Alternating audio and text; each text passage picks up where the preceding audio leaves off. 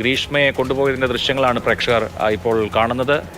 വലിയ പോലീസ് സന്നാഹത്തിൽ. ഗ്രീഷ്മയെ കുറിച്ച് നേരത്തെ റൂറൽ എസ് പി ഡി ശില്പ അന്ന് അന്വേഷണ സമയത്തിടെ പറഞ്ഞിരുന്നു, വളരെ ബ്രില്യൻ്റ് ആയ കുട്ടിയാണ്, പഠിക്കാൻ മിടുക്കിയാണ് ഈ ഗ്രീഷ്മ. പക്ഷേ ഏതോ ഒരു അത്തരമൊരു ബന്ധം മുന്നോട്ട് കൊണ്ടുപോകുന്നതിനിടയിലുണ്ടായിട്ടുള്ള പാളിച്ചകൾ ഒരു കൊലപാതകത്തിലേക്ക് എത്തുന്നു, ഒരു ഗൂഢാലോചനയിലേക്കൊക്കെ എത്തുന്നു. വളരെ വൈകാരികമായി കേരളം കണ്ടു.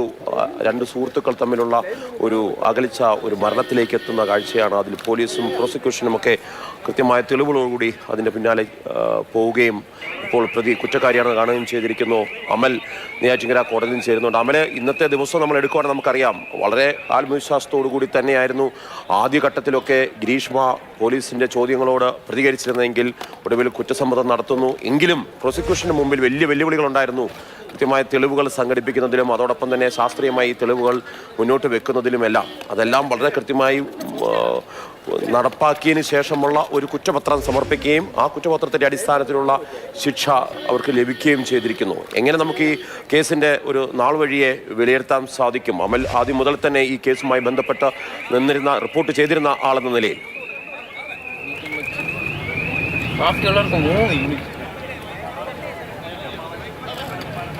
മാർഷൽ, ഈ കേസിന്റെ തുടക്കം എന്ന് പറയുന്നത് ഈ ഷാരോൺ എന്ന് പറയുന്ന ഒരു യുവാവ് സാധാരണ നിലയിൽ ആശുപത്രിയിൽ ഭക്ഷ്യവിഷബാധയേറ്റ് മരിച്ചു എന്നുള്ള നിലയിലാണ് ആദ്യം കണ്ടത്. പാറശാല പോലീസും ഈ കേസിനെ അങ്ങനെ തന്നെ കണ്ടു എന്ന് പറയണം. പിന്നീട് ഈ കുടുംബം നടത്തിയ പോരാട്ടമുണ്ട്. കൃത്യമായി തന്നെയുള്ള വിവരങ്ങൾ മാധ്യമങ്ങളിലേക്ക്, പ്രത്യേകിച്ചും ഈ പാറശാല പോലീസിന്റെ വീഴ്ചകളെ സംബന്ധിച്ചുള്ള വാർത്തകളൊക്കെ നമ്മളെ കൃത്യമായി ഈ കുടുംബം അറിയിക്കുന്നുണ്ടായിരുന്നു. നമ്മൾ ഈ വാർത്ത 2021 മുതലുള്ള ഒരു ചരിത്രമാണ് ഈ കേസുമായി ബന്ധപ്പെട്ടുള്ളത്. ഗ്രീഷ്മയും ഷാരോണുമായി 2023 മുതലുള്ള പരിചയം.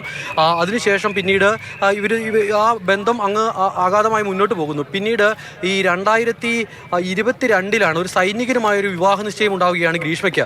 അതുമുതലാണ് ഈ കാര്യങ്ങൾ മാറി മറിയുന്നത്, ഇവർ തമ്മിലുള്ള ബന്ധം തെറ്റുന്നത്. പക്ഷേ ഈ ബന്ധത്തിൽ നിന്നും ഒഴിഞ്ഞു മാറാൻ ഷാരോൺ തയ്യാറായിരുന്നില്ല. അതിന് പ്രധാനപ്പെട്ട ഒരു കാരണം, എന്തുകൊണ്ട് ഷാരോൺ ആ ബന്ധത്തിൽ നിന്നും പിന്മാറിയില്ല, ഷാരോണിന് ആ ബന്ധത്തിൽ നിന്ന് ഒഴിവായി പൊക്കൂടെ എന്നൊക്കെ വേണമെങ്കിൽ സ്വാഭാവിക യുക്തിയിൽ അല്ലെങ്കിൽ അങ്ങനെയൊക്കെ ചോദിക്കാം. പക്ഷേ അതിനൊക്കെ അപ്പുറത്തേക്ക് ഈ ഷാരോണും ഈ ഗ്രീഷ്മയും തമ്മിലുള്ള ബന്ധമൊക്കെ എല്ലാവർക്കും അറിയാമായിരുന്നു, നാട്ടുകാർക്ക് അറിയാമായിരുന്നു, ഷാരോണിന്റെ കുടുംബത്തിൽ അറിയാമായിരുന്നു. അപ്പോൾ അങ്ങനെ നല്ല രീതിയിൽ മുന്നോട്ട് പോവുകയായിരുന്നു. ഷാരോണിന്റെ കുടുംബവുമായും ഗ്രീഷ്മയ്ക്ക് നല്ല ബന്ധം തന്നെയായിരുന്നു ഉണ്ടായിരുന്നത്. അതിനാൽ തന്നെ ഷാരോണിന് അങ്ങനെ പിന്മാറാൻ കഴിഞ്ഞില്ല.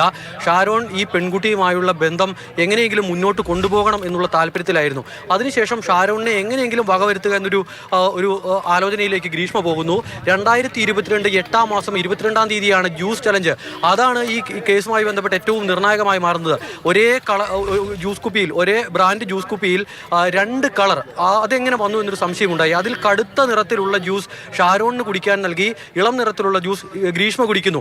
അത് ഒരു പരീക്ഷണമായിരുന്നു. ഷാരോണിനെ വകവരുത്താനുള്ള നീക്കത്തിന്റെ ഭാഗമായി വിഷം നൽകിയതായിരുന്നു. പക്ഷേ അന്ന് ഷാരോണിന് കാര്യമായ പ്രശ്നങ്ങൾ ഉണ്ടാകുന്നില്ല. ചെറിയ ആരോഗ്യ പ്രശ്നങ്ങളിൽ അത് അവസാനിക്കുന്നു. അതിനുശേഷമാണ് ഈ ഷാരോണിനെ വീട്ടിലേക്ക് വിളിച്ചു വരുത്തി ഗ്രീഷ്മ കഷായത്തിൽ വിഷം നൽകുന്നത്.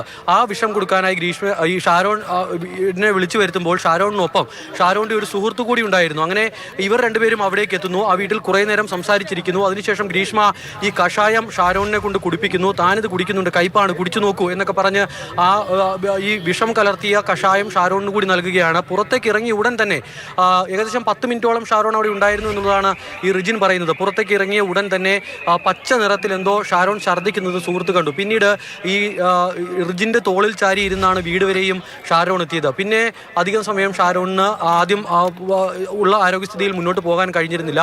ആശുപത്രിയിൽ പ്രവേശിപ്പിക്കുന്നു. ആദ്യം നെയ്യാറ്റിൻകരയിലുള്ള ഒരു ആശുപത്രിയിലേക്ക് കൊണ്ടുപോയി. അതിനുശേഷം പിന്നീട് മെഡിക്കൽ കോളേജിലേക്ക് മാറ്റി. അതിനുശേഷമാണ് ഈ കേസുമായി ബന്ധപ്പെട്ട് വാർത്തകൾ പുറത്തു വരുന്നതും പോലീസ് നിർണായകമായ ഇടപെടൽ ഈ കേസുമായി ബന്ധപ്പെട്ട് നടത്തുന്നതും.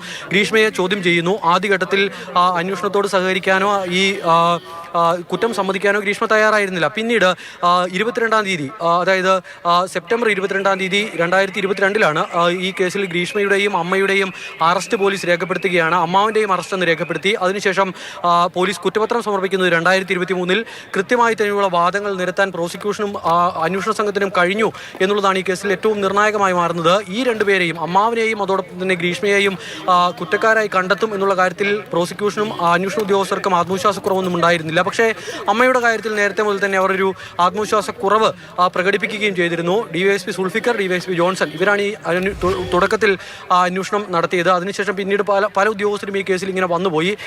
പോലീസിന്റെ ഭാഗത്തു നിന്നും ഉണ്ടായ വീഴ്ച, അതായത് പാറശാല പോലീസ് സ്റ്റേഷനിൽ ഉണ്ടായ വീഴ്ചയ്ക്ക് പകരം ചെയ്തു ഉന്നത ഉദ്യോഗസ്ഥർ എന്ന കാര്യത്തിൽ സംശയം വേണ്ട. അല്ലെങ്കിൽ ഇങ്ങനൊരു കേസ് ഉണ്ടാകുമായിരുന്നില്ല. ഇതാണ് ഈ കേസിന്റെ നാൾവഴി. മാത്രമല്ല ഈ ഷാരോണിന്റെ കുടുംബവുമൊക്കെയായി ബന്ധപ്പെട്ട് ആ വീട്ടിലെ അവസ്ഥയൊക്കെ വളരെ പരിതാപകരമായിരുന്നു. നമ്മൾ രാവിലെ മുതലൊക്കെ കാണിക്കുന്ന ഒരു പ്രതികരണമുണ്ട്, ഷാരോണിന്റെ അച്ഛന്റെ പ്രതികരണം. ഷാരോണിന്റെ അച്ഛൻ അതിനുശേഷം ആ വീട്ടിലെ അവസ്ഥ എന്ന് പറയുന്ന ഒരാൾ മരണപ്പെട്ടു എന്നുള്ളത് മാത്രമല്ല, എങ്ങനെ ഈ കേസ് തെളിയിക്കാൻ പറ്റും എന്നറിയാതെ അവർ പകച്ചു നിൽക്കുകയായിരുന്നു. അതിവൈകാരികമായ പല മുഹൂർത്തങ്ങളിലൂടെയും ആ വീട് കടന്നു പോയിട്ടുണ്ട്. നമ്മൾ പലപ്പോഴായി അവിടെ പോകുമ്പോഴൊക്കെ അവരോടൊന്ന് സംസാരിച്ച് നിൽക്കാൻ പോലും നമുക്ക് ആവുന്നില്ല, അവരെ ഒന്ന് ആശ്വസിപ്പിക്കാൻ പോലും ആകുന്നുണ്ടായിരുന്നില്ല. കാരണം വലിയ ഈ കേസ് ഇങ്ങനെ നടത്തി മുന്നോട്ട് കൊണ്ടുപോകാൻ പരുവത്തിലുള്ള സാമ്പത്തിക ശേഷി ഒന്നുമുള്ള കുടുംബമായിരുന്നില്ല ഈ ഷാരോണിന്റെ ഒരു കുടുംബം. പക്ഷേ എന്നിട്ടും എല്ലാവരുടെയും പിന്തുണയോടുകൂടി അവർക്ക് ഈ കേസ് മുന്നോട്ട് കൊണ്ടുപോകാൻ കഴിഞ്ഞു. ഇപ്പോൾ ഗ്രീഷ്മയെ കുറ്റക്കാരി എന്ന് കണ്ടെത്താനും കഴിഞ്ഞിരിക്കുന്നു എന്നുള്ളതാണ് മാർഷൽ ഈ കേസുമായി ബന്ധപ്പെട്ട് പറയാനുള്ളത്.